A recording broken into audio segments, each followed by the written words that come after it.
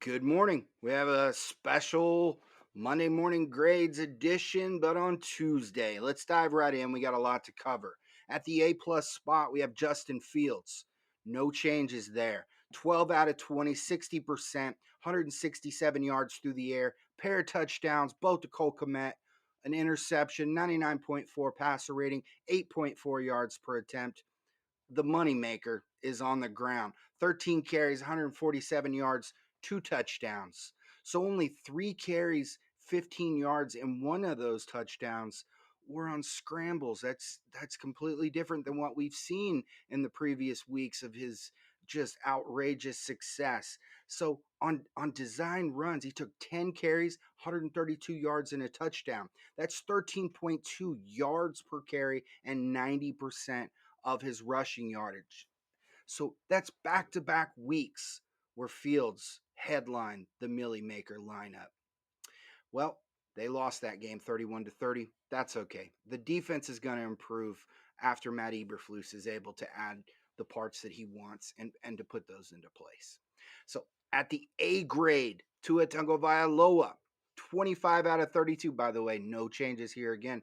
25 out of 32 attempts, 78% completion percentage, 285 yards, three touchdowns, no INTs, 135 passer rating.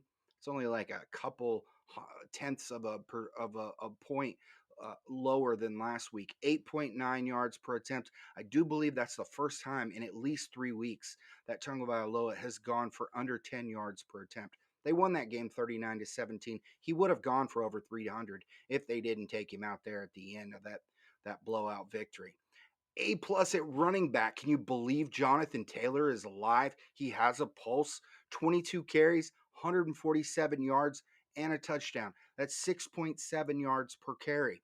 He had 5 first downs, so 27% of his carries either went for a touchdown or a first. He had 3 runs of 10 plus, which is 14%. So he had 66 touchdown yards, or 45% of his production, and that was on 1 run. So he added 2 receptions for 16 yards on 2 targets and also a 2 point conversion reception. So 13 of his 22 carries went for 4 yards or fewer. That's 59%, including all 5 in the fourth quarter. We're definitely not out of the woods yet, but it's nice to see some bottom line production from Taylor, who was the consensus RB1 pretty much across the planet. They won that game 25-20, Jeff Saturday's debut. So Saquon Barkley, 35 carries, 152 rushing yards, and a touchdown, 4.3 yards per attempt. He had 5 first downs, same as Taylor. 17% either went of his carries either went for a touchdown or a first. 4 runs of 10 plus, which is 11%. He only had the 2 touchdown yards on the one tutty or 4%. He caught one pass for 8 yards, but 22 of his 35 carries went for 4 yards or fewer, which is 63%. They won that game 24-16 over Houston. So CeeDee Lamb gets the A plus this week, 43 routes. He had 15 targets, caught 11 for 150 yards, 2 touchdowns, 38 touchdown yards or 25%. He had 5 first downs, so 64% of his receptions went for a touchdown or first. He had 3.49 yards per route run, 13.6 yards per reception. It was just a phenomenal game for Lamb, but they lost that game 35-32 in overtime. So, retaining his A grade from last week, back to back for Justin Jefferson. 56 routes, he had 16 targets. He caught 10 for 193 yards and a touchdown against Buffalo. He had 6 first downs, so 70% of his receptions either went for a first down or a touchdown. 3.45 yards per route run, 19.3 yards per reception. He had a 268-1 receiving line after the first drive alone. He secured receptions of 46, 22, 14, 19, 32, 14, 13, and 24 during that game. And he drew a 19-yard defensive pass interference in overtime on 2nd and 22. Just a clutch play for the Vikings to pull out that victory, 33-30 in overtime over Buffalo. So B grades. Going back to Buffalo, Josh Allen, 29 out of 43, 67%. He threw for 330 yards, 2 touchdowns, an interception, 78.6 passer rating. Yeah, 7.7 yards per attempt. Yeah, I mean, I think these numbers are related to his elbow because he's definitely, I don't think he's at 100% yet, but that's pretty scary. And he added 6 carries for 84 yards on the ground. So, yeah, that bumps him up, despite the drop off in efficiency there, and they lost that game in OT. Patrick Mahomes, 26 out of 35. That's 74%. He had 331 passing yards. He had 4 touchdowns and an interception. 129.6 passer rating, 9.5 yards per attempt. He added 7 carries for 39 yards on the ground. And that's one of the things that Mahomes has been doing lately. He's been running the ball a little bit, which is nice. It was a really clean victory, 27-17 over Jacksonville. Just a couple of mistakes that I saw watching the game that bumped him down to the B. But I mean, he's borderline here. I'm splitting hairs, so it's really no knock on him. Jeff Wilson gets the B grade or a B grade for the Dolphins. And he was found in the Millie Maker winning lineup this week. 17 carries, 119 yards, a touchdown. He had 7 yards per carry. He converted 4 of those into first downs, 29% of his carries either went for a touchdown or a first, 3 runs of 10 plus, which is 18%. So he had 20 touchdown yards or 17%. And it was a little disappointing, though, that he only caught 2 of his 5 targets because it could have been a monster day. He gave us 24 receiving yards. 6 of his 17 carries went for 4 yards or fewer, which is 35%. Again, the Dolphins won that game to go 7-3, take the lead in the AFC East, or to extend the lead. Or no, they took it over Buffalo. That's right. So Tony Pollard, this is the second time he's been on the Millie Maker winning lineup.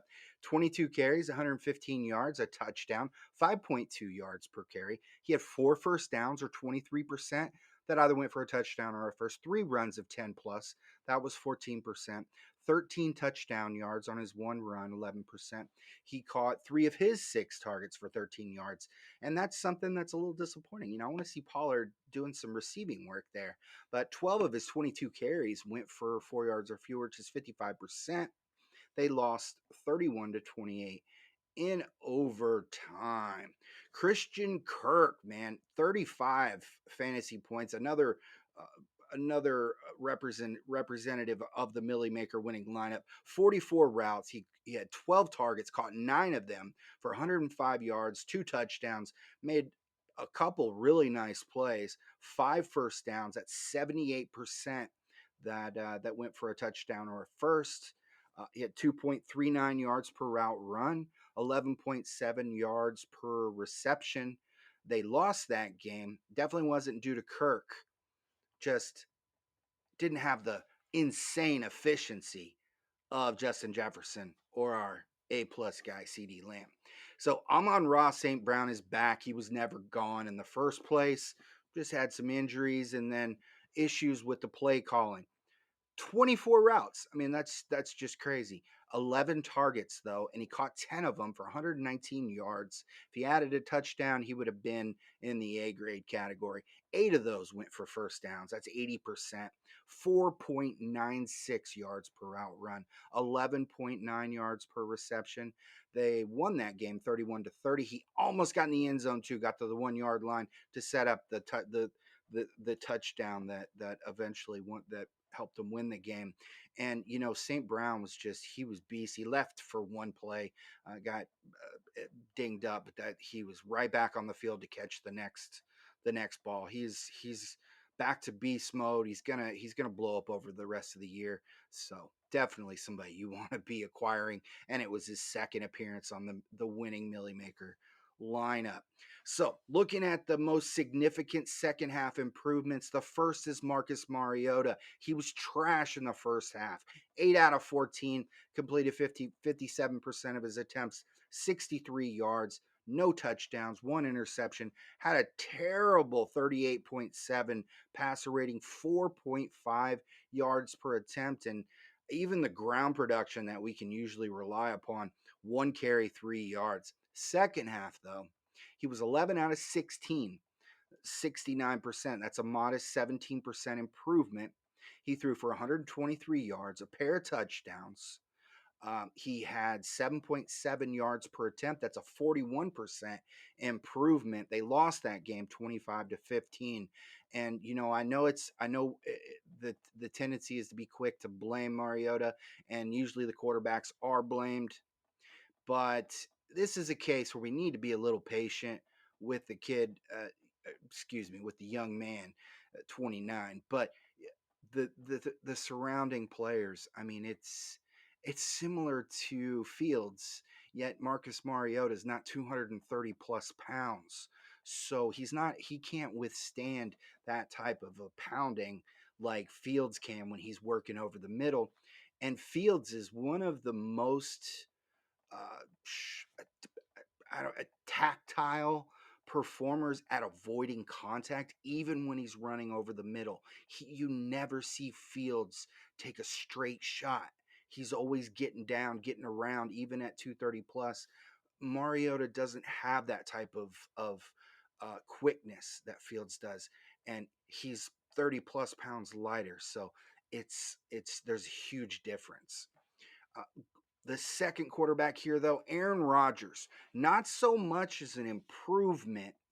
It was all about volume after the Green Bay running backs ran for 93 yards in the first half. So, first half, Rodgers was good. He was 4 out of 6, 67%, 73 yards. He completed the 58-yard touchdown to Christian Watson.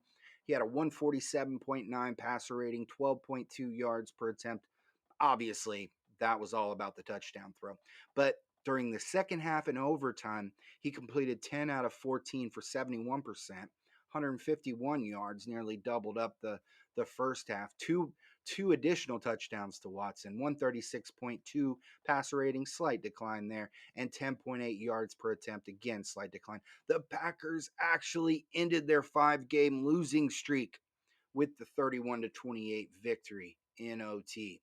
So, going back to the Minnesota Buffalo game, we have Dalvin Cook. First half, 3 carries, 11 yards, 3.7 yards per attempt, one first down, one run of 10 plus. It was the second to last carry of the half.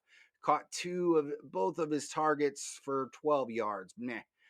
Second half in overtime, he had 11 carries, 108 yards, one touchdown, 63% of improvement from the the first half with a 9.8 yards per carry average. He had 3 first downs, so 36% of his carries in the second half in OT either went for a touchdown or a first. He had 3 runs of 10 plus, which was 27%. 81 touchdown yards or 75%, and it was on that one carry. So 7 of his 14 carries, though, over the full game went for 4 yards or fewer. That's 50%. But here's the key to Dalvin Cook's overall performance. He collected 2 of Kirk Cousins' fumbles, and they won that game, which it was vital that he collected those. Rachaad White. So first half, 9 carries, 29 yards. He averaged 3.2. It was a 57-43 split in favor of Fournette during the first half. So we're starting to see an adjustment to that split already. And then, so he only had 2 first downs, which 22%, one run of 10 plus. He didn't have any targets, which that's crazy. I don't know how you don't target this kid. I mean, he was just a monster receiver in college. But 7 of his 9 carries in the first half went for 4 yards or fewer. That's 78%. So, second half, he took 13 carries, 76 yards, 5.8 yards per attempt. That's a 45% improvement. He had 3 first downs, 23% of his carries went for first downs, 3 runs of 10 plus. It was pretty, went from 1 to 3, much better. But again, no targets. But 9 of his 13 carries in the second half went for 4 yards or fewer. That's again 69%. Leonard Fournette, I don't know if he's going to play this week. And I mean, they're on a bye this week, but next week, I don't know if he's going to play, but at least he has a week to heal up. Either way, looks like we're going to see we're going to get closer to that 50-50 split between the two because they looked a lot better with their running styles combined. Christian Watson, yeah, he's not in the A plus category, and you know what? It's about distributing the grades. It's really, I mean, Christian Watson deserves an A. Okay, just because I don't give him one doesn't mean he doesn't get a trophy or something. But the first half, he ran 7 routes. One of them, we all know what it was that 58-yard bomb that he caught, and 8.29 yards per route run. I mean, it was a one catch. But second half in OT, he ran 13 routes. He caught 3 of his 7 targets. Not the greatest efficiency, but for 49 yards and 2 touchdowns, we can forgive him. He had 3.77 yards per route run, 16.3 yards per reception, 104 touchdown yards. Okay. That's insane. Um, that is he only had 3 yards on his other reception. That was 97%. So they won that game, as I've said. And Christian Watson, met him at the combine. Really intelligent kid, sharp. I mean, but I know that at least for me, after his performance, my Millie Maker payout went down by thousands. I still went multiple times over my entry fees, but man, Watson, you killed me, brother. I was about to cash out before those second and third touchdowns that he scored. So Stefon Diggs, first half, 19 routes, he caught 5 of his 6 targets for 39 yards, 2.05 yards per route run, 15 yards per reception. Second and a half in OT, he ran 30 routes. He caught 7 of his 10 targets for 89 yards. That's 2.97 yards per route run, 31% improvement, 12.7 yards per reception. Now let's get down to the D grades. Andy Dalton, man, what happened?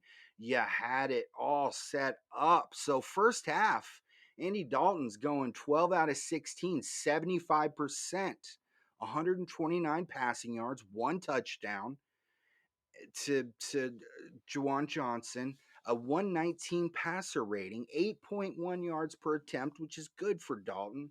Second half, though, he went 5 out of 11, 45%. That's a 39% drop off for 45 yards, 0 touchdowns, 2 interceptions, 4.1 yards per attempt. That's a 49% drop off.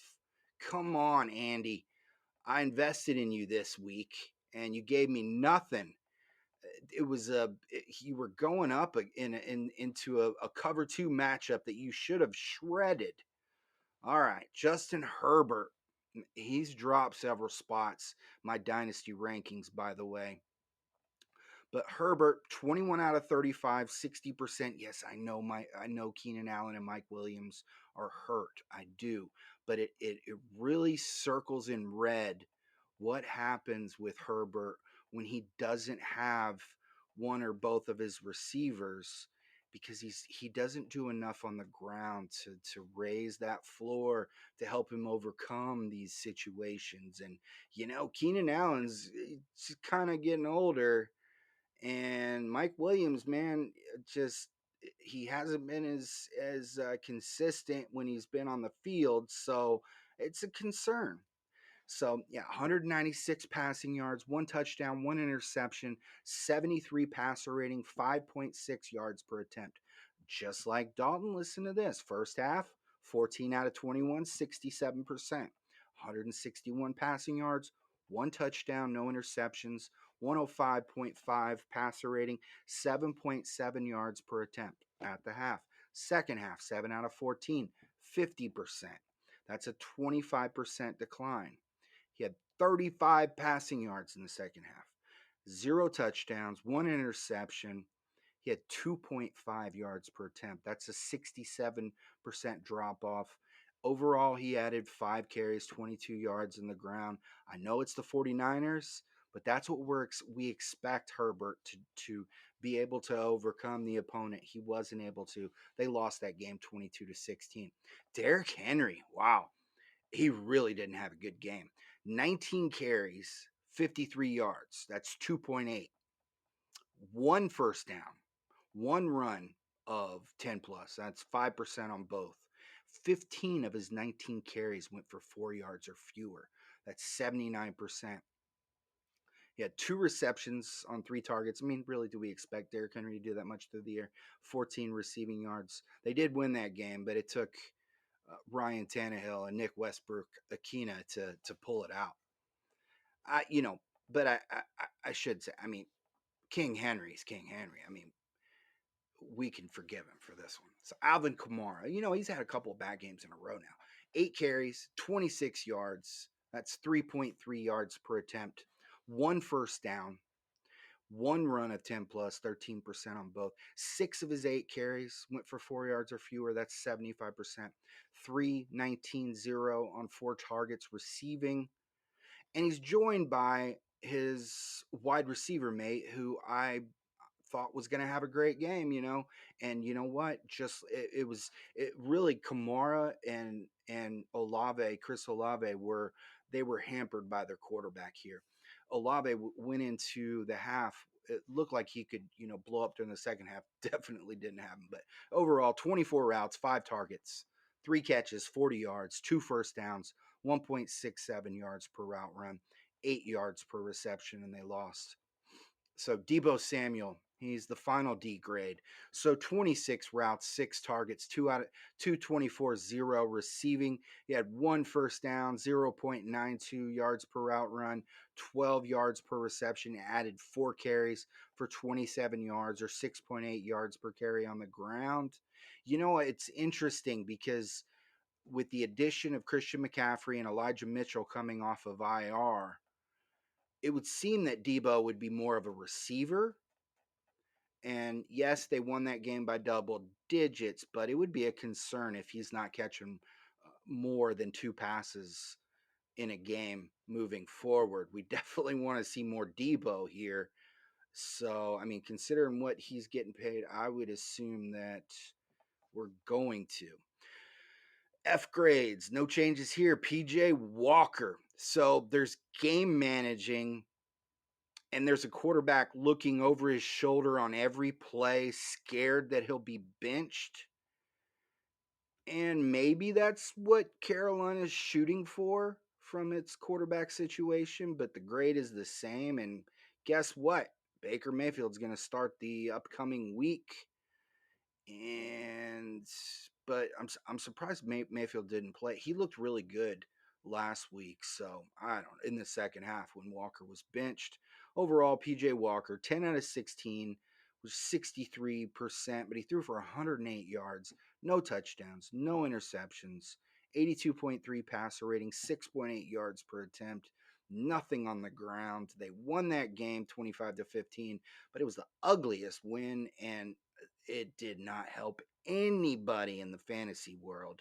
And that includes DJ Moore, and Terrace Marshall has been playing really well and has, I mean, if you watch the catches he makes, I mean, he's a yards after the catch waiting to happen.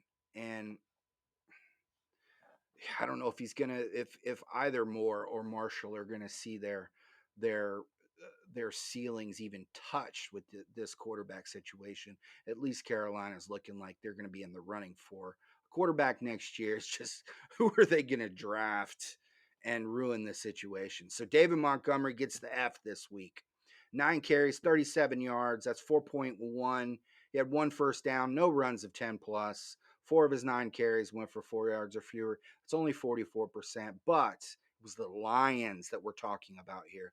Yes, Justin Fields is just running all over everybody, but it's not like he's taking 20 carries. I mean, Montgomery, he had the carry split in his favor last week versus Khalil Herbert. Well, he lost it this week with 10 carries to Herbert. He only caught one ball. Montgomery is definitely the better receiver of the two.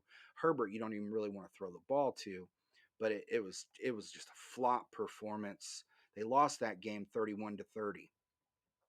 Mac Hollins. So, yeah, Mac Hollins, what? Yeah, well, a lot of people invested in Mac Hollins. I wasn't one of them. They invested him in DFS this week after Darren Waller and Hunter Renfrow were placed on IR. Yeah, I mean, I get the reasoning, but Mac Hollins, man, this guy has been one of the most inconsistent, high snap count players in the entire NFL. So tread cautiously with this guy. 38 routes. He had 6 targets. He caught 2 for 18 yards. He had one first down, 0.47 yards per route run, 9 yards per reception. So he did nothing for the first 55 plus minutes. And then he finally caught a pass for 12 yards. And then the play right after, he committed an illegal block below the waist penalty, and then he caught a 6 yard pass the following play, and then he was done again. And they lost that game. Big shock. Raiders are terrible, man. The offensive line looks awful. And wow, you gotta question the decision of Devontae Adams. He stays in Green Bay. I bet you the Packers are a lot better this year. All right, the rookie face plan of the week. We'll do this quick. It's more just spotlighting the player that really flopped. It's not like we expect it to continue, even though Drake London's been a 3-time award winner so far this season. But this week it's Alec Pierce, 20 routes, 2 targets, 0-0-0. They won that game. That's all we have for Tuesday morning grades. We'll be back on Monday next week. So make sure you set your clocks. That's all. Have a good day.